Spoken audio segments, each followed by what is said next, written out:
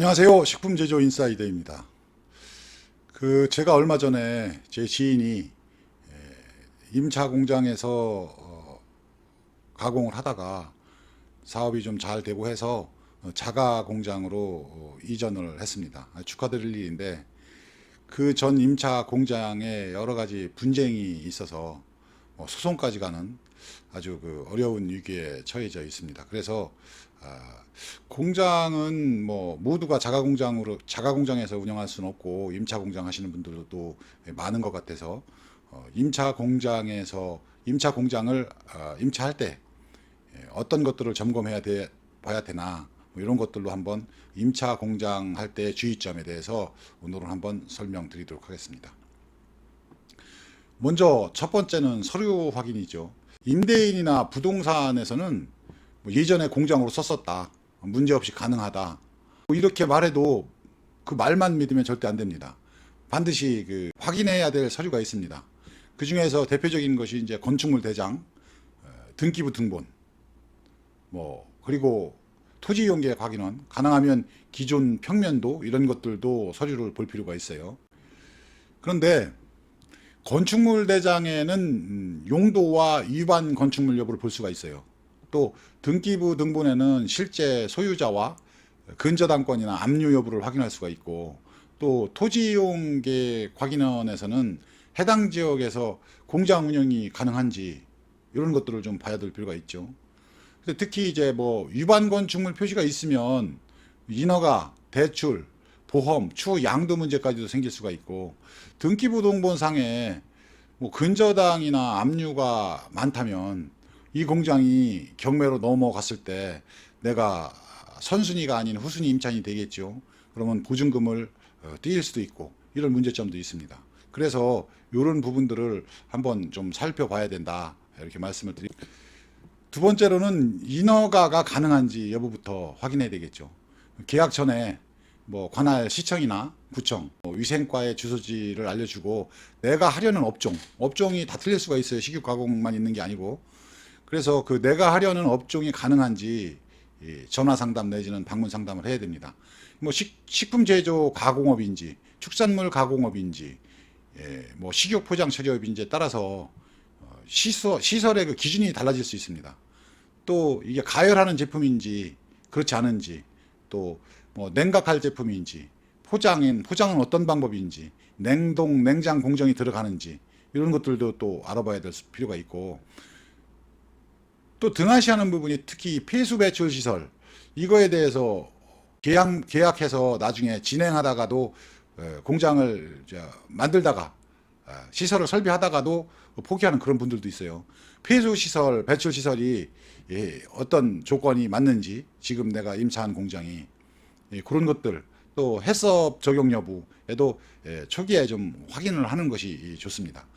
실무적으로는 관청에 갈 때 건축물 대장, 토지이용계획 확인원, 토목제조 신청서, 지금은 이제 온라인으로 하고 있습니다만 공정도, 평면도를 같이 가면 검토가 좀 빨리 되죠. 그냥 몸만 가서 이거 여기 돼요 안 돼요 이렇게 하는 거는 좀 시간도 그렇고, 또 처음서부터 또 말도 많이 해야 되고 이런 문제가 있습니다. 그래서 이런 서류들을 가지고 가시면 좀 훨씬 검토를 빠르게 해줄 수가 있다.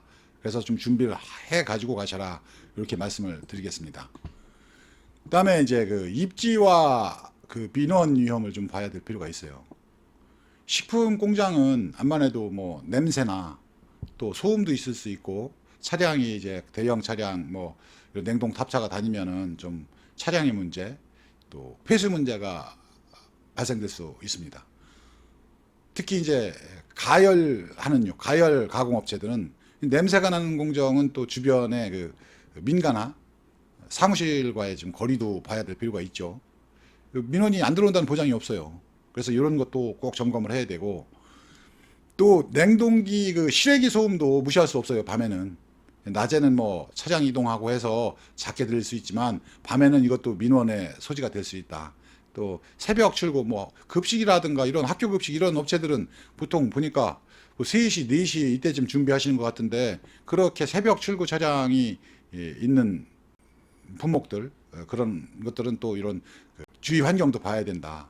그리고 이제 덕트를 설치했는데 뭐 바람이 꼭 그 저 민원인 쪽으로 다 가게 해서 그런 민원이 발생될 수도 있어요. 그래서 설치할 때 덕트 방향은 어떻게 하는가 이런 것도 세심하지만 한번 설치했다 방향 바꾸는 것도 그것도 시간과 비용의 낭비이다 보니까 이런 것도 상당히 중요합니다. 그래서 건물 안만 보지 말고 밖에서 원료 입고차가 들어올 수 있는지 뭐 회전 반경은 되는지 또 상하차 공간은 좀 충분한지 지금 말씀드린 뭐 민가 쪽으로 소음이나 덕트 방향이 있어서 냄새나 소음이 갈 수 있지는 않은지 이런 것도 임차하기 전에 미리 좀 생각을 해 보셔야 됩니다. 좀 월세가 비싸더라도 민원이 계속 생기는 곳에서는 운영을 할 수가 없어요. 스트레스 받아서. 저도 뭐 그런 경험이 전에 있었는데 사업을 할 수가 없어요. 별거 아닌 것 같아도 그 사람들하고 민원인들하고 매일 싸우면서 할 수도 없고 한번 임차 공장 들어가면 그 시설이나 이런 것들을 이전해서 다른 뭐 임차 공장이든 자가 공장으로 가는 거 정말 쉽지 않죠. 그래서 그런 것들을 좀 꼭 좀 미리 보고 준비를 하셔야 된다. 이렇게 말씀을 드리고 작업장 구조와 동선을 좀 한번 그려봐야 됩니다. 빈 공간이 뭐 넓다고 좋은 공장은 아니죠. 그 안에서 실제 공정도에 맞춰서 공정도를 잘 만들고 그 공정이 잘 흘러가야 되겠죠.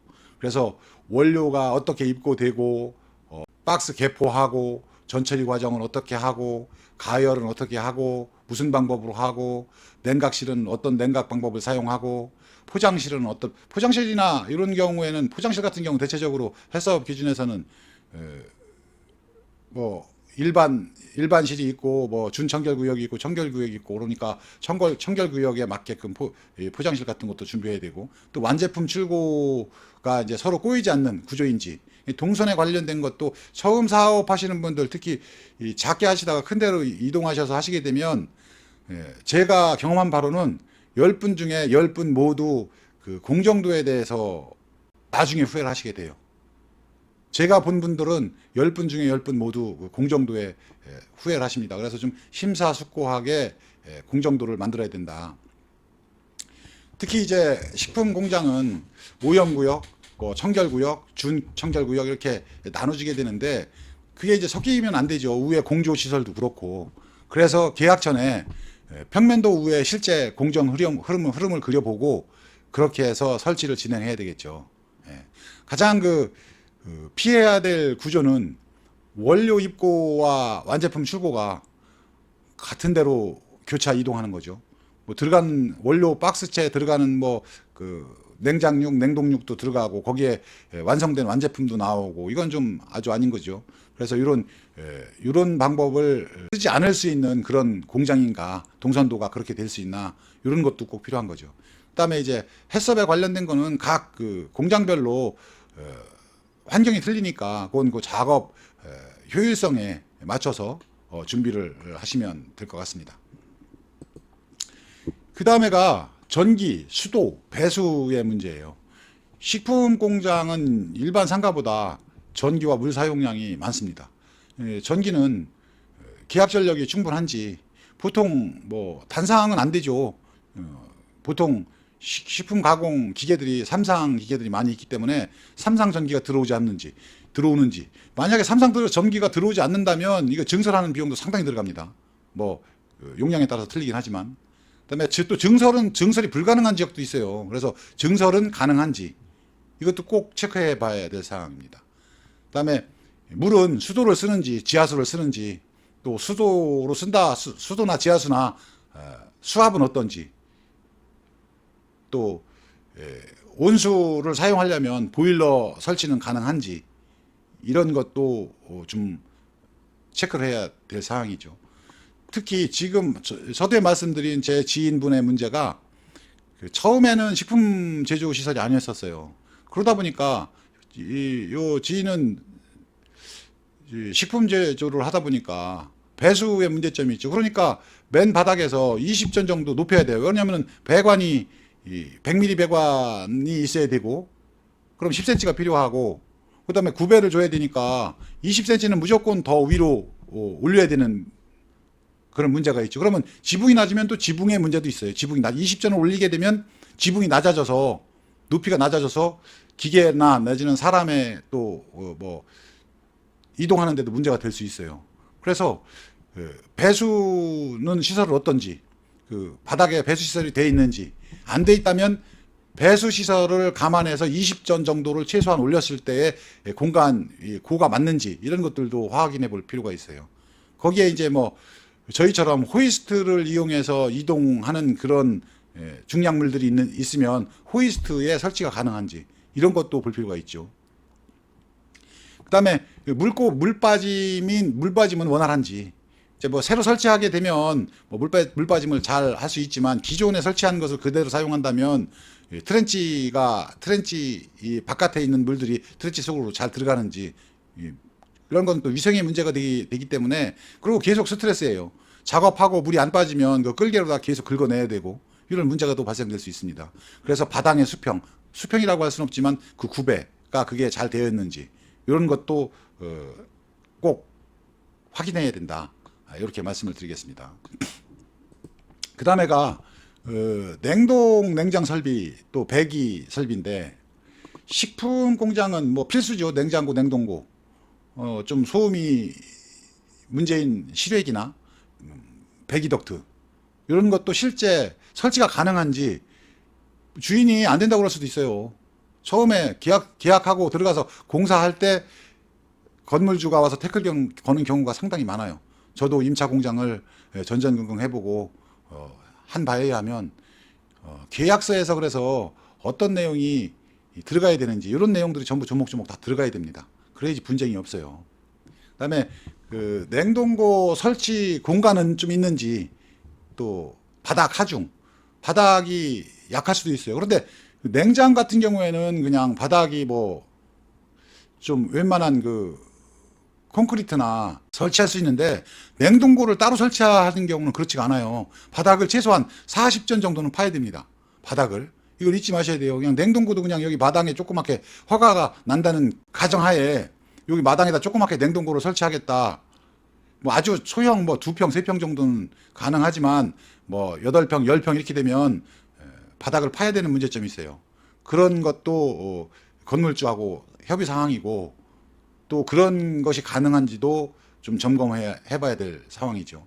식품 공장 하는 데 있어서 아주 그 점검 사항이 많습니다. 저는 이게 실전으로 겪은 바를 말씀을 드리는 거고, 이런 내용들이 어디에 나와 있는 거는 그렇게 많이 본 적이 없어요. 이게 어디 무슨 책에 나와 있는 것도 아니고, 실전을 그대로 생각나는 대로 말씀을 드리는 거니까 그대로 좀 체크를 하셔야 돼요.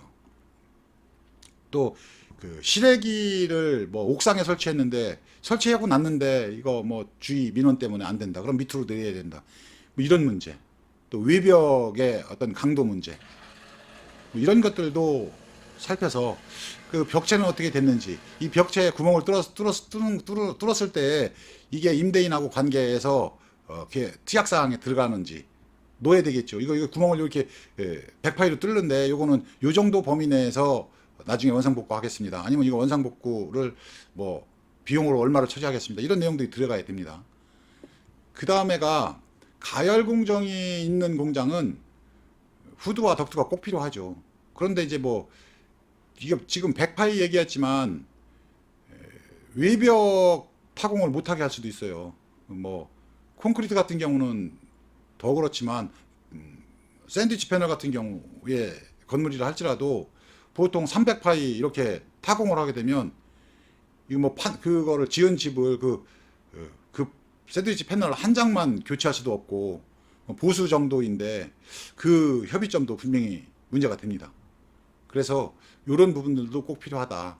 그래서 실외기 설치 불가한지, 덕트 그 타공을 해서 어느 부분까지 그 보수를 해줘야 되는지, 이런 것들이 운영에 치명적인 실수가 될 수 있으니까 미리 준비를 하셔야 된다. 그리고 점검을 하고 계약을 해야 된다, 이렇게 말씀을 드리겠습니다.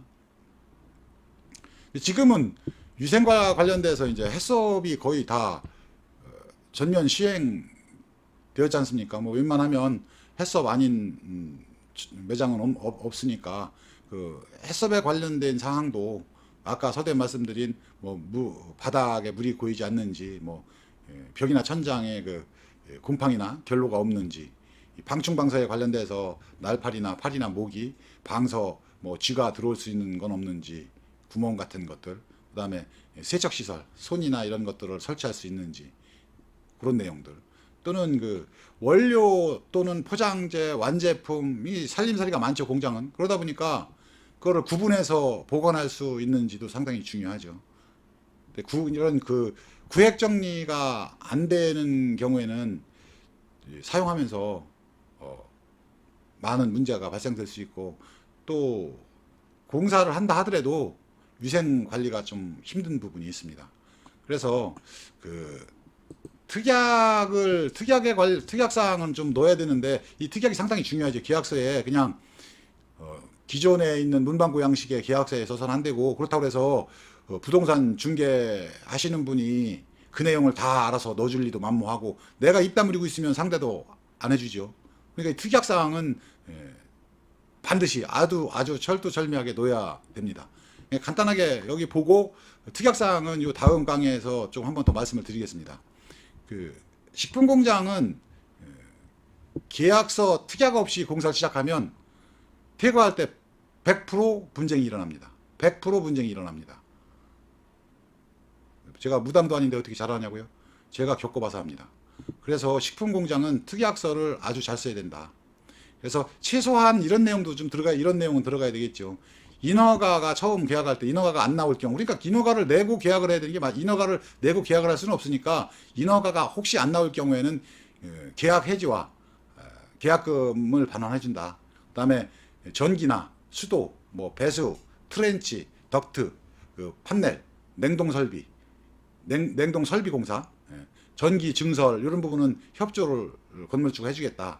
그다음에 시래기와 덕트 설치 위치, 그리고 이거를 뭐 100파이, 300파이 이 정도 뚫었을 때 원상복구의 그 범위는 어디까지 해주겠다. 이런 내용이 특이하게 꼭 들어가야지 여기에서 분쟁이 나게 됩니다. 아까 말씀드린 뭐 원래 공장이 아니었는데 20전을 올려서 배수 시설을 하고 트렌치를 했는데 이거를 해주느냐 안 해주느냐, 뭐 이런 부분. 화장실에 변기가 없고 부식 그 변기를 뭐라고 그러나, 그런 게 있었는데 신식으로 바꾸고 뭐 남자 소변기도 놓고 이렇게 더 좋게 해줬는데 무조건 원상복귀 해달라, 뭐 이렇게 그 무지막지하게 요구하는 경우도 있어요.